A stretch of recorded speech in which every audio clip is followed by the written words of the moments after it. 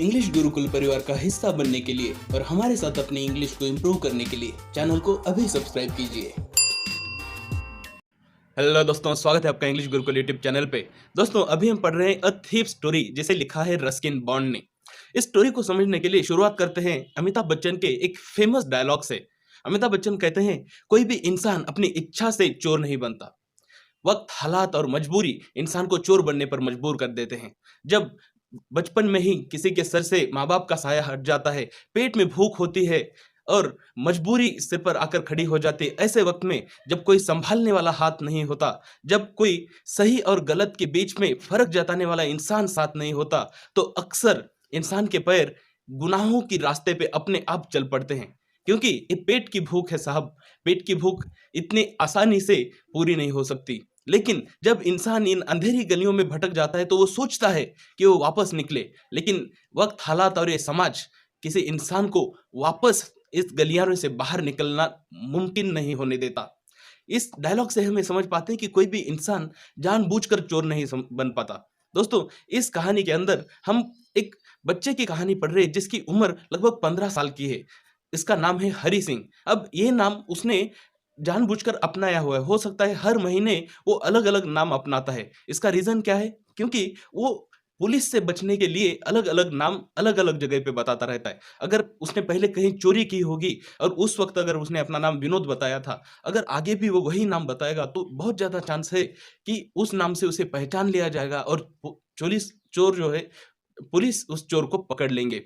तो ये जो 15 साल का बच्चा है, हमें ये नहीं पता कि वो चोर क्यों बना, लेकिन हम हमारे कॉमन सेंस से इस बात को समझ सकते हैं कि ज़रूर कोई ना कोई मजबूरी रही होगी। हो सकता है वो अनाथ है, या फिर हो सकता है कोई उसे सँभालने वाला व्यक्ति नहीं है। ऐसे में खुद का पेट भरने के लिए वो चोरी करता है। ऐसा है, 15 साल का हरी सिंह एक दिन हमारे मेन लीड कैरेक्टर से मिलता है, जिसका नाम है अनिल। अनिल उस वक़्त कुश्ती के मैदान में कुश्ती का सामना देख रहा होता है और हरी सिंह को ये अच्छे से पता होता है कि अगर किसी इंसान के घर में घुसना है, तो सबसे पहले उसके मन में जगह बनानी पड़ेगी और अगर किसी के मन में जगह बनानी है, तो सबसे पहले उसकी हमें कुछ तारीफ़ करनी पड़ेगी, झूठी-मूठी तारीफ़ करनी पड़ेगी। तो ऐसे ही वो अनिल के पास जाता है और अनिल को कहता है कि आप तो किसी पहलवान की तरह दिखते हैं। और ऐसे में जो अनिल है वो सामने से उसे जवाब देता है कि तुम भी किसी पहलवान की तरह लगते हो। अब ऐसा जब हरी सिंह सुनता है तो वो सोचता है कि अनिल के बारे में तो मान सकता हूँ कि थोड़ा बहुत पहलवान की तरह दिखता है, लेकिन मैं तो बिल्कुल ही पहलवान के तरह नहीं दिखता, क्योंकि मैं तो बहुत ही हड्डी-पसली इंसान हूँ। लेकिन फिर बाद में वो ऐसे ही बातें करता है और फिर उसे बोलता है कि हाँ, मैं थोड़ी बहुत तो कुश्ती कर लेता हूँ। और फिर जब अनिल उस कुश्ती के मैदान से वापस निकल रहा होता है, तो हरी सिंह भी उसके पीछे-पीछे चल पड़ता है। अब जब अनिल उसे पूछता है, "क्या हुआ भाई, क्यों पीछे आ रहे हो?" तो उसे कहता है कि, "मैं तुम्हारे लिए काम करना चाहता हूँ।" अब अनिल एक सीधा-साधा इंसान है। वो उसे कहता है कि, "देखो दोस्त, मैं तुम्हें कुछ पैसे नहीं दे सकता। मैं तुम्हें पे नहीं कर सकता, मैं तुम्हें सैलरी या पगार नहीं दे सकता।" ऐसे में एक समय के लिए हरी सिंह को लगता है कि उसने शायद गलत बंदा चुन लिया। अक्सर जब भी कोई चोर किसी घर में घुसता है तो वो प्रोफाइलिंग करता है। वो देखता है कि ये घर का इंसान रईस है, पैसे वाला है, लेकिन भोला भी है, तो इसके घर में मैं घुस जाऊँगा और इन लोगों का विश्वास जीत के यहाँ से मैं चोरी करके निकल जाऊँगा। लेकिन जब उसे अनिल कहता है कि उसके पास पैसे नहीं है सैलरी देने को, तो उसे एक वक़्त के लिए ऐसे लगता है कि शायद उसने गलत इंसान चुन लिया। लेकिन फिर भी वो कहता है कि कोई बात नहीं, मैं ऐसे ही रह लूँगा। तो अनिल उससे पूछता है कि क्या तुम खाना बना लेते हो? तो अब हालाँकि हरी सिंह को खाना बनाना आता नहीं, लेकिन वो झूठ-मूठ में बता देता है कि हाँ, मैं खाना बना लेता हूँ। ऐसे में फिर अनिल हरी सिंह को अपने साथ ले जाता है। अब आप एक व्यक्ति के बारे में सोचो जिसका नाम अनिल है। अब वो एक बच्चे को, 15 साल के बच्चे को अपने साथ ले जा रहा है। ऐसे में हो सकता है उसके मन में भी कुछ शंका होगी कि हो सकता है ये लड़का कल को चोरी कर ले, लेकिन वो उसके ऊपर विश्वास रख रहा है। वो ट्रस्ट जता रहा है, भरोसा जता रहा है और फिर भरोसे के साथ वो हरी सिंह को, जो कि एक चोर है, उसे अपने घर में अपने साथ रहने के लिए ले जाता है। और फिर उस शाम में जब हरी सिंह खाना बनाता है, तो उस खाने को वो कुत्तों को डाल देता है, क्योंकि हो सकता है हरी सिंह को बिल्कुल ही खाना बनाना नहीं आता था, या उसने इतना खराब खाना बनाया था कि वो उसे कुत्तों को डाल देता है और फिर उसे कहता है कि चलो अभी तुम निकल जाओ। लेकिन फिर भी हरी सिंह को पता है कि सामने वाले को कैसे काबू में रखना है, फिर सामने वाले का मन कैसे जीतना है। हरी सिंह बार-बार अपनी अपीलिंग सी स्माइल लेके, अपनी एक मीठी-सी मुस्कान लेके उसके आस-पास भटकता रहता है और फिर कुछ देर के बाद अनिल भी हँस पड़ता है और फिर उसे कहता है कि कोई बात नहीं, मैं तुम्हें खाना बनाना सिखा दूँगा, तुम मेरे साथ रहो। और फिर वो कहता है कि मैं तुम्हें तुम्हारा नाम लिखना सिखाऊँगा और फिर धीरे-धीरे एक-एक शब्द लिखते-लिखते मैं तुम्हें लंबे-लंबे सेंटेंसेस लिखना सिखा दूँगा, मैं पढ़ना-लिखना तुम्हें सिखा दूँगा। अब ऐसे में ये जो हरी सिंह है, वो एक चोर है और उसके दिमाग में एक ये बहुत ही इंटरेस्टिंग सी आइडिया थी। वो कहता है कि मैं तो अभी अपनी फ़िल्म में ऑलरेडी इतना अच्छा हूँ, मैं बहुत अच्छे से चोरी कर लेता हूँ और एक बार सोच लो कि जब मैं अगर पढ़ने-लिखने लगूँगा, तो मैं कितना अच्छा चोर बन पाऊँगा, कितना बड़ा मैं चोर बन पाऊँगा। ऐसा वो सोचता है और फिर वो उसी के साथ लगा रहता है। फिर अब जो हरी सिंह है उसको ज़्यादा कुछ काम नहीं होते हैं। वो सुबह में चाय-नाश्ता बनाता है और फिर दिन में वो कुछ सब्जियाँ वग़ैरह खरीदने के लिए या मार्केट से कुछ सामान लाने के लिए निकल पड़ता है। फिर ऐसे में अनिल जितने रुपए उसे देता होए, उस पैसे में से वो कुछ पैसे बचा लेता है और वही उसकी बस कमाई होती है। लेकिन साथ ही साथ अनिल उसको कुछ-कुछ सिखाता रहता है, उसके अपना नाम लिखाना उसे सिखा देता है, फिर उसे ये भी कहता है कि मैं तुम्हें अभी सेंटेंसेस में लिखना सिखा दूँगा। फिर वो देखता है कि जो अनिल है, उसके पास ज़्यादा पैसे कभी नहीं रहते हैं।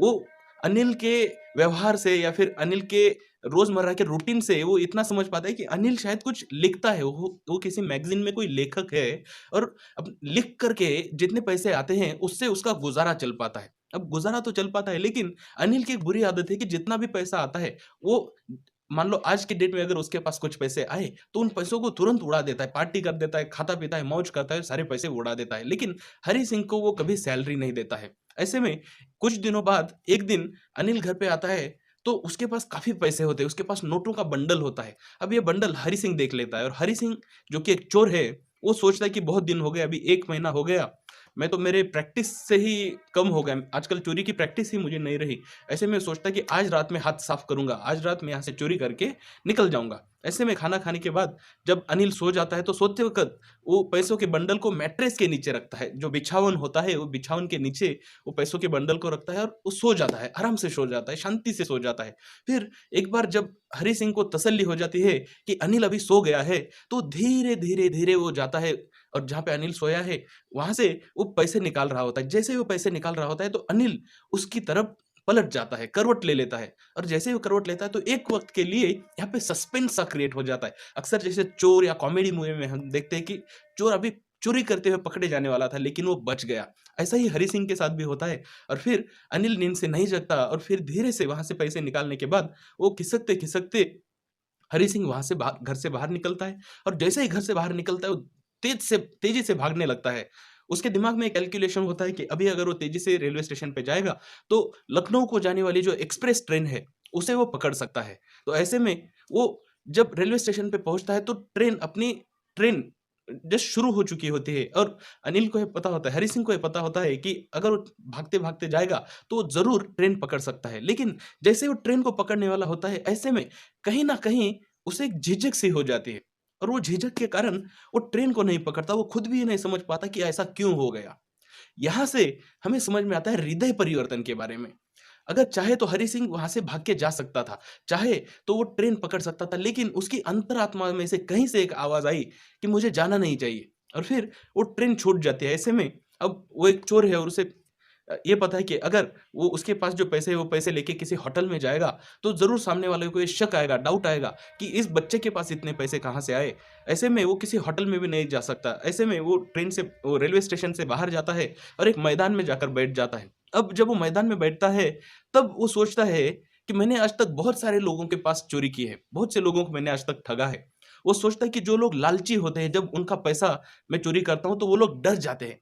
उनमें मुझे भय दिखाई देता है, डर दिखाई देती है और कुछ लोग ऐसे भी होते हैं जो बहुत ही नेग्लिजेंट होते हैं, जिनके पास से चोरी करने के बाद हो सकता है कि उन्हें पता भी नहीं चलता कि उनके पास से चोरी हो। कुछ इतने केयरलेस भी लोग होते हैं और फिर वो सोचता है कि जब अनिल को पता चलेगा कि मैंने उसकी चोरी की है, तो उसमें ना डर लगेगा, वो ज़्यादा डर नहीं होगा, चिंतित नहीं होगा कि मेरे पास चोरी हो गई, लेकिन उसका विश्वास टूट चुका होगा, वो दुखी हो जाएगा। अनिल को वो बहुत अच्छे से पहचान गया था 1 महीने में और उसे लगता है कि जब अनिल का भरोसा टूटेगा तो बहुत ज़्यादा दुखी हो जाएगा।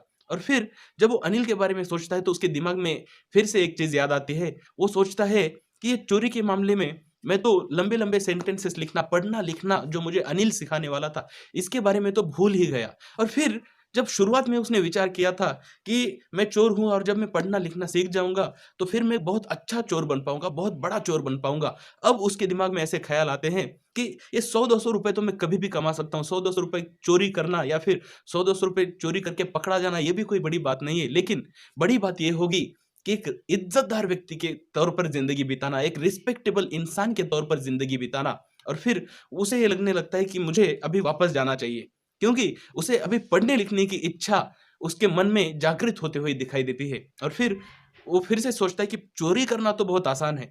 चोरी करना और पकड़े जाना भी एक वक़्त के लिए आसान है, चोरी करके भाग जाना आसान है, लेकिन चोरी किए हुए पैसों को वापस वहाँ पे लौटाना और चोरी करने के बाद भी पकड़े ना जाना या फिर लौटाते वक़्त पकड़े ना जाना, ये बहुत बड़ी बात है, ऐसा उसके दिमाग में आता है। और फिर जब वो वापस जा रहा होता है तो उसके समझ में आता है कि वो भीग गया था पानी में, और बारिश में भीगने के कारण उसके पास जो नोटों का बंडल है वो भी भीग गया है। लेकिन हरी सिंह वैसे ही जाता है और फिर जाकर जहाँ पे अनिल सोया था, अनिल अभी भी एकदम बिंदास सोया था, बहुत ही शांति के साथ सोया था।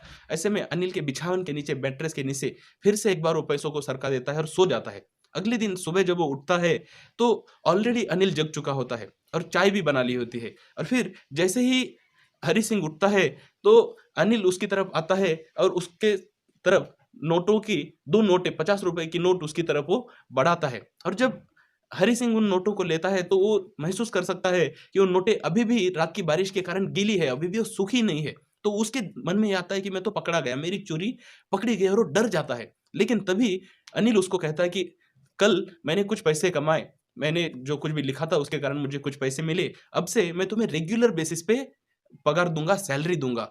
और फिर ऐसा कहने के बाद वो ऐसा उसे जताता ही नहीं है या उसे महसूस ही नहीं होने देता है कि उसकी समझ में ये आ गया है कि उसने उसकी चोरी पकड़ ली है, और फिर अनिल उसको कहता है कि आज से हम पूरे सेंटेंसेस में लिखना सीखेंगे। और जब अनिल ऐसा कहता है तो हम जो रीडर हैं, पढ़ने वाले जो हम व्यक्ति हैं, हमारे मन में एक अचानक से एक बहुत ही खुशी महसूस होती है। हमें महसूस होता है कि अनिल एक ऐसा कैरेक्टर है यहाँ पे जो ये समझ गया है कि हरी सिंह एक चोर है, जिसे पता है कि ये चोर है और ये हो सकता है फिर से चोरी करे। उसने चोरी करते हुए उसे पकड़ भी लिया है, लेकिन फिर भी वो थोड़ा महसूस तक नहीं होने देता।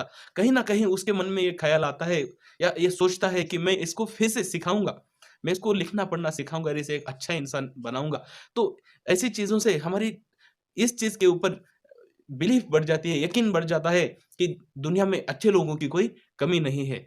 अनिल एक अच्छे इंसान का बहुत ही अच्छा उदाहरण है। दोस्तों, उम्मीद करता हूँ आपको इस चैप्टर की समरी अच्छे से समझ गई। अगले वीडियो के अंदर इस चैप्टर के सारे क्वेश्चन एंड आंसर हम डिस्कस करेंगे। Thank you very much.